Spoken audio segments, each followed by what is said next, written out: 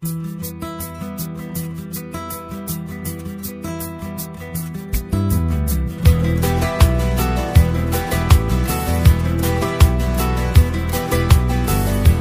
این دنیا که مهمانه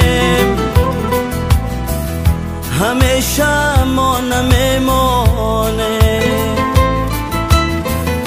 بیا تا قدر هم دانه غنیمت خش دانه دوست. سرشت جان زی آهن نیست، همیشه جان در این تن نیست،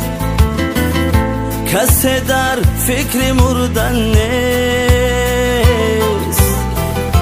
غنیمت خش دانه